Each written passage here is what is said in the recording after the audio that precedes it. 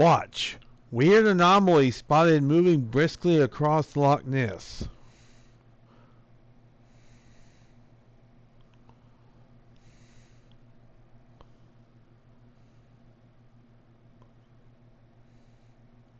That must be it right there.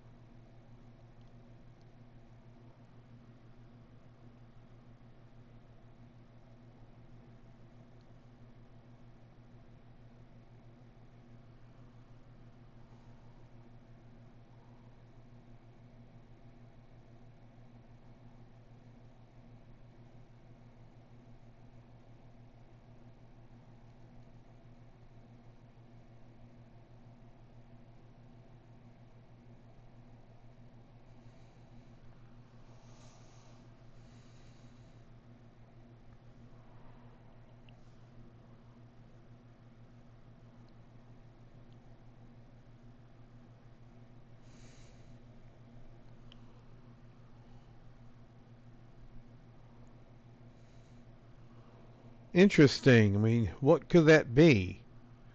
Could it be Nessie? Or could it be something else? A tireless Loch Ness webcam watcher recently spotted a rather unusual anomaly that moved briskly across the water before seemingly submerging back to the depths of the famed Scottish site. The compelling sighting featured above was reportedly captured on March 15th by Ireland's Eoin O'Feodagan, who has become the preeminent virtual monster hunter thanks to his near-constant watch of the various live streams overlooking the location.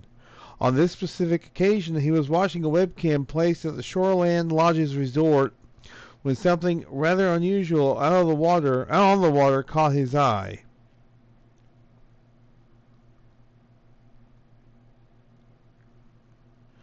So, is it Nessie? Well, we don't know for sure. There's a possibility it could be. But hey, it could be something else. We really don't know for sure. But maybe, just maybe, his tireless, you might say, what's the word I'm looking for? Vigil. His tireless vigil may have paid off. It's entirely possible. Bigfoot activity reported in Pennsylvania during early 2025. This is from Sam Gordon.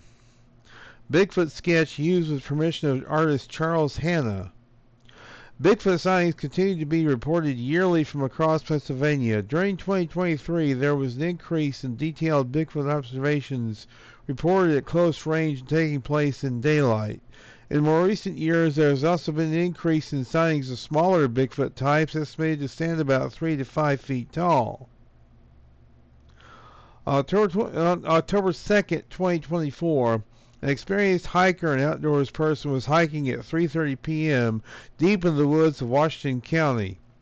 That afternoon, the witness heard an odd sound like someone clacking two rocks together. Later, the man was taking a drink of water when he noticed something moving behind some deadfall trees in the distance. He soon observed the head and shoulders of four human-shaped figures that did not look or move like humans. The figures were covered in black fur. They appeared flat-faced with no discernible noses. They had no snouts like deer. The witness believes that when he first saw the heads of the creatures, they were moving on all fours. He estimated that these figures were between 3 and 3.5 feet tall when standing. There is a footprint found in Blair County, Pennsylvania. I believe I reported on this last year. This was Eric Altman, from the Pennsylvania Bigfoot Society. I don't think he cast the footprint, but he may have.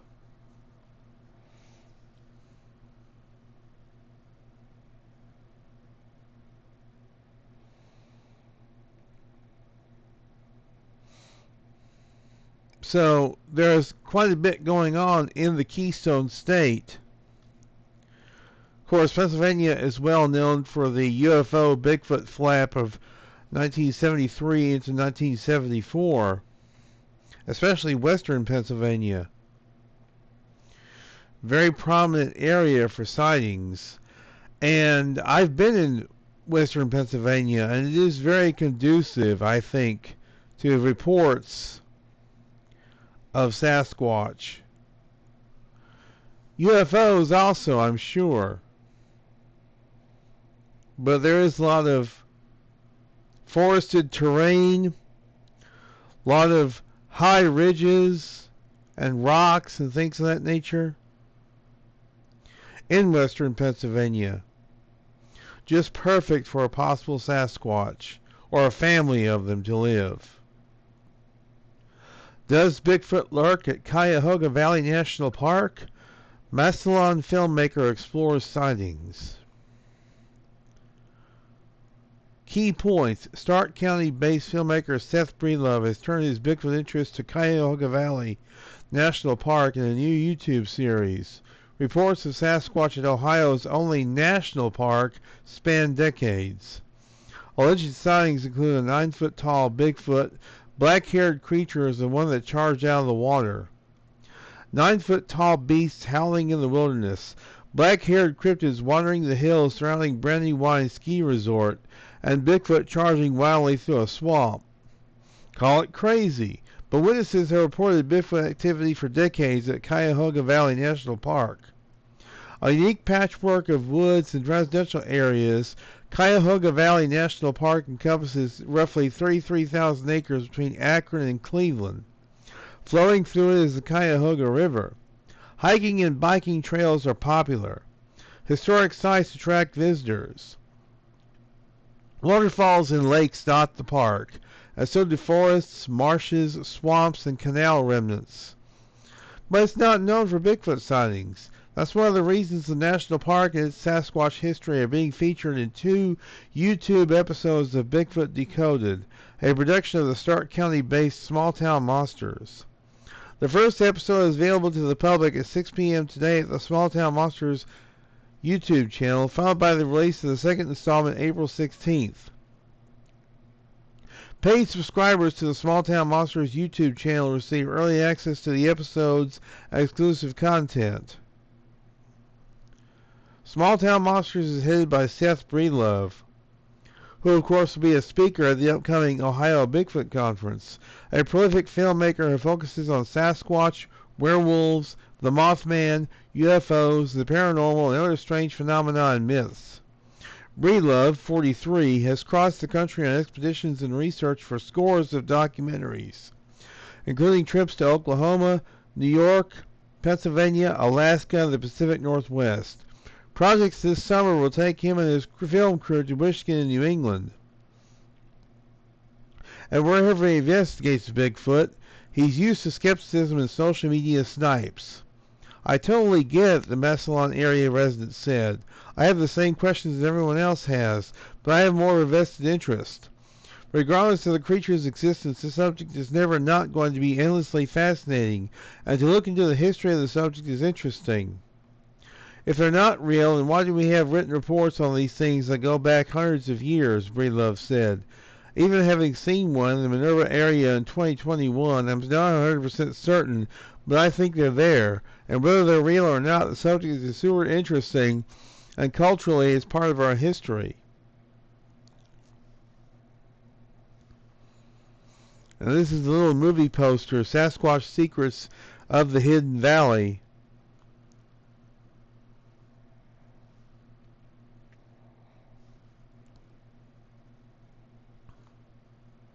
Pretty interesting. I'm sure I haven't seen the documentary yet, the first documentary. I'm going to see if I can watch it at some point. But it's interesting that apparently this particular area is not too far from some urban areas. So, there's Sonia Horseman. I know Sonia. She always comes to the Ohio Bigfoot Conference. I'll be seeing her again in May, early May.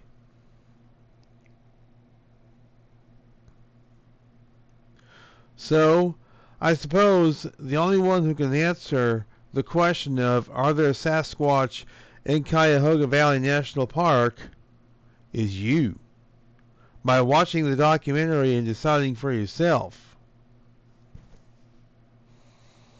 But this is an article about that particular documentary, and it's pretty fascinating. It's good stuff. A Small Town Monsters is number one in my book. Bigfoot, quote unquote, noticed a National Weather Service photo of Pennsylvania storm damage. But you notice there's the supposed Bigfoot right there, and there's a person standing right there. Now don't tell me he didn't know that thing was there, unless it was a more mundane explanation. A National Weather Service photo from Pennsylvania caused observers to do a double take, as there appears to be a Bigfoot lurking in the background of the picture. The eyebrow-raising image was reportedly snapped last week as part of a storm damage survey in Fayette County following some severe weather that swept through the area. Among the photos of downed trees and other disturbances was one image in particular seen above that left some wondering if the effort accidentally captured a glimpse of Bigfoot. The suspected Sasquatch appeared to be casually strolling along the edge of a property where a huge tree had fallen onto a fence. As one might imagine, the photo quickly spread on social media, though cooler heads soon prevailed as many people noted that the sizable figure was standing just a few feet away from a man who seemed unbothered by the Bigfoot beside him. His nonchalance was almost certainly because the quote-unquote Sasquatch was merely the kind of metal or wooden decoration one can often find on the property of cryptozoology enthusiasts. So obviously, I mean, you can tell by the way this fellow acts. I mean, he's got his back turned to it. You really think if it was a real Sasquatch, he wouldn't be looking at it? Of course he would. So, it's not an actual photo of an actual Sasquatch. I don't know why they even bother to put this out there, knowing it's not an actual Sasquatch. It's a Sasquatch of sorts, but it's not a genuine, real flesh and blood Sasquatch. It's just a little cutout. That's all it is. Oh well, better luck next time. Uncovering Canada's historic wild men tales and Bigfoot connections. Secret Sasquatch files. A fascinating video recently caught my eye on YouTube, where the channel Hammerson Peters delves into the world of Sasquatch through a series titled The Secret Sasquatch Files. Although the pilot episode featured untold Canadian Sasquatch stories from the British Columbia Scientific Cryptozoology Club's BCSCC unpublished newsletters was removed, the channel's host, Emerson Peters, decided to explore another realm of Canadian Bigfoot material. The video introduces viewers to a wealth of wildman stories from North American newspapers dating back to the early 1800s. Many of these tales originate from Canada's central provinces, far from traditional Sasquatch stomping grounds in the Pacific Northwest. These stories, which often involve hermits and crazy human beings living in the wilderness, sometimes share eerie similarities with modern Bigfoot reports.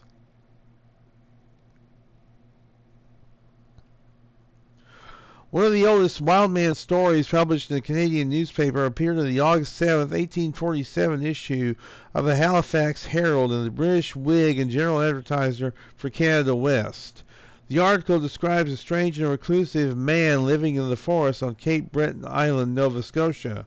Believed to be the child of Scottish immigrants, this hermit allegedly spent his childhood roaming the woods, eventually taking to the forest after his parents' death. By the time he was captured and brought to Halifax's poor asylum, he was living in a state of total nudity, had lost the ability to communicate, and was described as having the appearance of an inferior animal rather than a human being.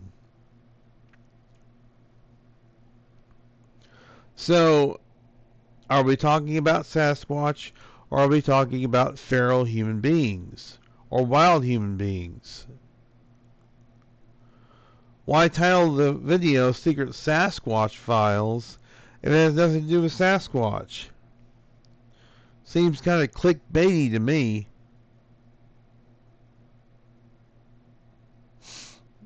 I don't know why someone would seemingly put this sort of deception out there. Perhaps I'm misjudging him, I don't know. But it just seems to me that it may be in some cases you can explain supposed Sasquatch as just people. I know that there were several headlines and several stories that date back many, many years, and I'm referring to 19th century stories and early 20th century stories, before the name Bigfoot came along, before the name even Sasquatch came along,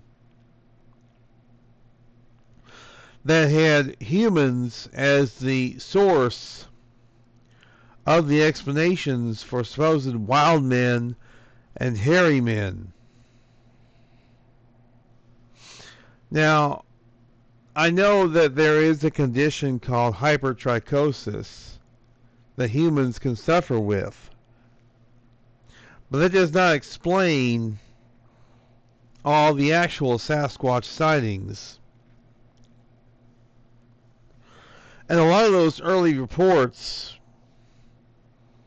of wild men turn out to be just regular men who have gone crazy and have gone out in the woods and basically shed their clothes, or they had very tattered clothes on. So, my thing is, maybe that's what this individual Hammerson Peters is talking about. I haven't watched the video, so I can't say for sure. But, I don't know, it seems like false advertising and clickbait to say Secret Sasquatch Files and it has nothing to do with Sasquatch. But that's just me. Finally, we have a passing to note. Ohio Bigfooter George Clapson passes away. George Clapson spent 20 years investigating Bigfoot. He appeared on sightings in 1995. The International Cryptozoology Museum, Portland, Maine, was visited on May 11, 2019 by George and his wife Nancy. George said he coined the term grassman in 1995 due to his investigation of a Bigfoot encounter in the Akron area.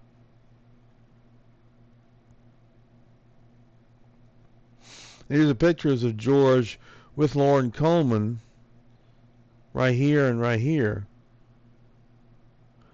He appeared on sightings in 1995 and collected foot casts. He donated the original to the museum. After a long battle with cancer, George Clapson passed away on March 7, 2025. Survived by Nancy Young Clapson, his wife of 24 years, son of the late Harry and America Clapson, brother to Dr. April Gardner Wentling, William, stepfather to Christopher Retz, Raven, step-pop to Everin, brother-in-law to Sandra Willer, Rick, son-in-law to Gene Wrigley, Ray, and survived by several nieces and nephews. George had a degree in robotics and worked in mechanical design engineering, retiring in 2018. He co-authored 2 books on Bigfoot and hosted a local TV show on UFOs in Ohio. He loved to explore wild caves, camp, and kayak. He was a Boy Scout leader in Ohio for many years. He loved his 3 cats and helped his wife with cat rescue. And this is the book written by Christopher L. Murphy in association with Jody Cook and George Clapperson. It's unfortunate I never got to meet George Clapperson. I've met Christopher L. Murphy and Jody Cook, and in fact, I do have this particular book signed by Christopher L. Murphy and Jody Cook. If I could have met George Clapperson, I would have had all 3 of their signatures in the book. But unfortunately, our paths never crossed. So it's what you might say a bit of a missed opportunity. I think he lived in Maryland. I'm not sure. I think he moved to Maryland. But again, I'm not really sure. I think he did, though, from what I understand. Very sad news whenever a Bigfooter passes away or whenever somebody prominent in the cryptozoology field goes to the great beyond. So, rest easy, George, and may your memory be eternal. And that's going to do it for this week. We want to thank you very much for tuning in. You guys are the heart of the show. I always say that, but I always mean it. And I will continue to do this as long as you guys want me to. And for the last decade I've been doing this little video podcast. I've had a ball doing it. And I'm going to continue it. And we are almost 1 month away from the 2025 Ohio Bigfoot Conference. And there will be a special video on that conference, which will be going up on my YouTube channel. It'll be after I come back from the OBC. It'll be an edited video of everything that happened. Well, that may not be everything, but it'll be quite a bit of what happened at the OBC. And I imagine there'll be still photographs, and there'll be video as well. And I hope you guys will enjoy that. Hey, I hope you guys enjoy this episode. I hope you enjoy all episodes, actually. They're all on my YouTube channel right here. Except for the old Blog Talk Radio shows, which unfortunately Blog Talk Radio shut down, so it is no longer, those old episodes are no longer available, unfortunately. I was told that by Richard Van Dyke about 2 weeks ago. I looked it up for myself, and sure enough, Blog Talk Radio had shut down. And all those old archives of old shows, unfortunately, were lost. Now, fortunately, Sean Forker saved all the Sasquatch Experience episodes we did on Blog Talk. And he's been in the process of uploading those on, I'm not sure what service he uses